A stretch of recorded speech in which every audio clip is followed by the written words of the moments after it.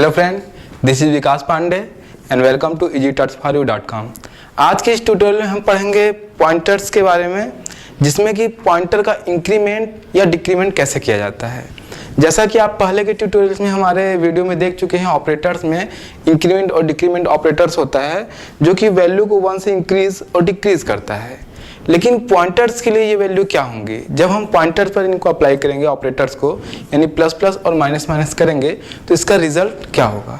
तो आज का हमारा टॉपिक है increment and decrement on pointers. तो पॉइंटर्स के बारे में अगर हम इंक्रीमेंट और डिक्रीमेंट की बात करें तो इसके लिए ये जो वैल्यू होंगी वो कैसे इंक्रीज होंगी या कैसे डिक्रीज होंगी। तो सबसे पहले आप जो जानते हैं पॉइंटर के बारे में, हम जानते हैं कि पॉइंटर किसी दूसरे वेरिएबल का एड्रेस होल्ड करता है। तो इस हिसाब से अगर हम इंक्रीमेंट करते हैं तो जो उसके अंदर वैल्यू है मतलब एड्रेस है वो इंक्रीमेंट होता है, या डिक्रीज करते हैं तो जो उसके अंदर वैल्यू है मतलब एड्रेस वो डिक्रीज होता है। तो नॉर्मली इंक्रीमेंट और डिक्रीमेंट का यूज़ पॉइंटर के लिए तब किया जाता है जब हम किसी एरे को एक्सेस कर रहे हो या किसी ऐसे मेमोरी लोकेशन को एक्सेस करना चाह रहे हो या उसकी वैल्यूज़ को एक्सेस करना चाह रहे हो पॉइंटर के द्वारा, जो कि कंटिन्यू है या फिर लगातार है, एक सीक्वेंस में है। हम एक एरे का एग्जांपल लेते हैं। मान लीजिए कि हमने एक एरे बनाया इंट वेरिएबल 5। ये एक नॉर्मल सिंटेक्स है 1D एरे का। अगर हमने एक एरे बनाया तो जब भी एरे मेमोरी लोकेशन पे बनता है या कैरेक्टर का एरे, जिसको हम स्ट्रिंग बोलते हैं, मेमोरी लोकेशन पे बनता है तो उसका जो मेमोरी लोकेशन होता है वो कंटिन्यू होता है, एक सीक्वेंस में होता है 1 by 1। तो उसको एक्सेस करने के लिए हम पॉइंटर का यूज इंक्रीमेंट या डिक्रीमेंट के रूप में कर सकते हैं। अब अगर इसकी बात किया जाए सपोज, तो माना कि ये मेमोरी में कुछ इस तरीके से अपना जगह बनाएगी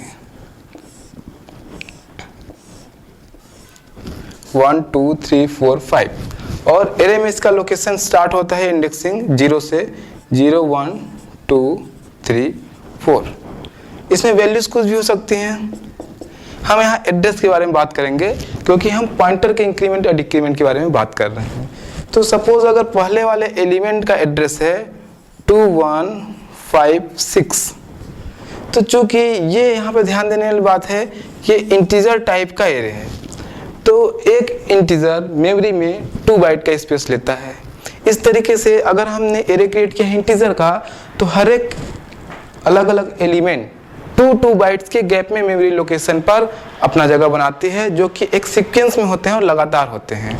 तो यहाँ पर देखिए, अगर 2 1 5 6 पे एक इंटीजर एलिमेंट है एरे में, तो एरे का दूसरा एलिमेंट 2 1 5 8 पे होगा। इसी तरीके से तीसरा एलिमेंट 2 1 6 0, चौथा 2 1 6 2, पांचवा 2 1 6 4 पर होगा। कहने का मतलब है कि इसके हर एलिमेंट के एड्रेस दूसरे एलिमेंट से 2 बाइट्स के गैप में होंगे। मतलब चूंकि ये इंटीजर है इसलिए ये एलिमेंट आपस में 2 बाइट्स के गैप में है। अगर यही एलिमेंट फ्लोट होता तो 4 बाइट्स के गैप में होते। अगर यही एलिमेंट कैरेक्टर्स होते हैं तो 1 बाइट्स के गैप में होते।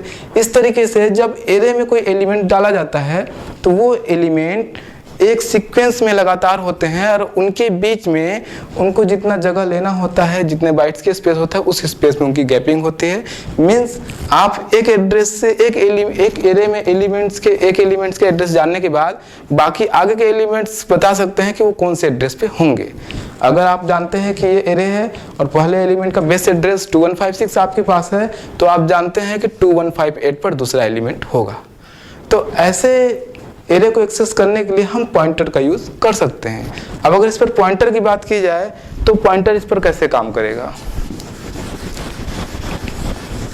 पहले हम देखते हैं पॉइंटर पर इंक्रीमेंट या डिक्रीमेंट, प्लस प्लस या माइनस माइनस। क्योंकि इंक्रीमेंट या डिक्रीमेंट ऑपरेटर एक वैल्यू प्लस करता है, इंक्रीज करता है, और एक वैल्यू डिक्रीज करता है। ये नॉर्मल वेरिएबल के लिए हुआ, इंटीजर वेरिएबल के लिए। अब आगे बढ़ते हैं पॉइंटर वेरिएबल।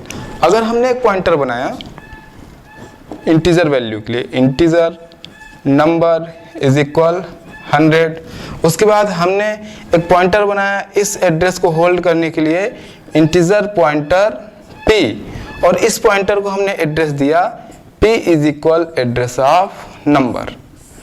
तो यहाँ पर आप देखिए page is equal address of number. तो यहाँ पर जब हम नंबर का एड्रेस p को देते हैं तो p के अंदर उसकी वैल्यू, उसका एड्रेस वैल्यू के रूप में स्टोर हो जाता है। सपोज उसका एड्रेस हो सकता है कि 2156 2158 कुछ भी हो सकता है।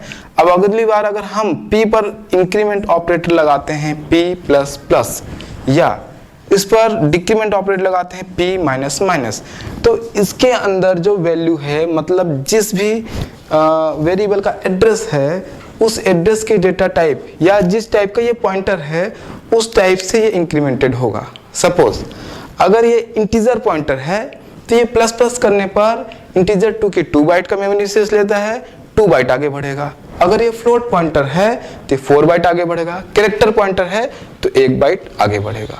कहने का मतलब है इसके अंदर जो एड्रेस है वो डेटा टाइप के हिसाब से इंक्रीमेंट होगा। यहाँ पर अगर हम देखें और एक सपोज अगर हम बोलते हैं कि इसका एड्रेस 2156 रहा होगा तो p++ करने पर इसके अंदर जो वैल्यू होगी वो होगी 2158, जबकि p- करने पर अगर 2156 वैल्यू थी तो वो वैल्यू होगी 2154। तो कहने का मतलब ये है कि जब पॉइंटर को इंक्रीमेंट या डिक्रीमेंट किया जाता है तो उसके अंदर कोई नॉर्मल वैल्यू ना होकर एड्रेस होता है, तो वो एड्रेस डेटा टाइप के हिसाब से इंक्रीमेंटेड होती है। अगर इंटीजर पॉइंटर है तो वो एड्रेस 2 बाइट से आगे बढ़ जाएगा, फ्लोट पॉइंटर है तो वो एड्रेस 4 बाइट से आगे बढ़ जाएगा, कैरेक्टर पॉइंटर है तो वो एड्रेस 1 बाइट से आगे बढ़ जाएगा। इस तरीके से एक पॉइंटर को इंक्रीमेंट और डिक्रीमेंट जब किया जाता है तो उसके अंदर का एड्रेस पॉइंटर के टाइप के हिसाब से आगे बढ़ता है या फिर घटता है।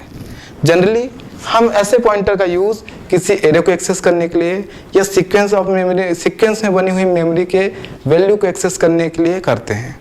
जैसा कि आगे के प्रोग्राम में आपको पॉइंटर और एरे के बारे में बताने वाला हूं, जहां पर एरे को हम पॉइंटर द्वारा एक्सेस करेंगे। क्योंकि एरे के सारे एलिमेंट, जैसे हमने अभी सीखा, अभी मैंने बताया कि एरे के सारे एलिमेंट एक कंटिन्यूअस लगातार एक मेमोरी में बने होते हैं और उनकी में अगर बेस एड्रेस या कोई एक एड्रेस मिल जाए तो आगे का एलिमेंट कहाँ पर होगा ये बताया जा सकता है। तो इस तरीके से एरे को एक्सेस करने के लिए हम पॉइंटर का यूज़ कर सकते हैं।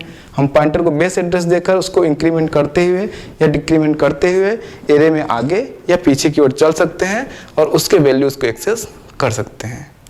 तो आज के इस वीडियो ट्यूटोरियल में केवल आपको पॉइंटर के इंक्रीमेंट और डिक्रीमेंट के बारे में बताया गया, जो कि ये आगे के प्रोग्राम में फिर से यूज़ आएगा जब भी हम इसका यूज़ किसी एलिमेंट को एक्सेस करने के लिए या एरे को एक्सेस करने के लिए करेंगे जिसमें लगातार एड्रेसिंग हो। तो आगे के वीडियो ट्यूटोरियल में हम पॉइंटर के साथ और भी कॉन्सेप्ट, एरे, फंक्शन आदि सीखेंगे। तब तक के लिए हमारे दूसरे वीडियो ट्यूटोरियल की हमारी वेबसाइट EasyTut4U पे आप लॉगिन कर सकते हैं। तब तक के लिए बाय।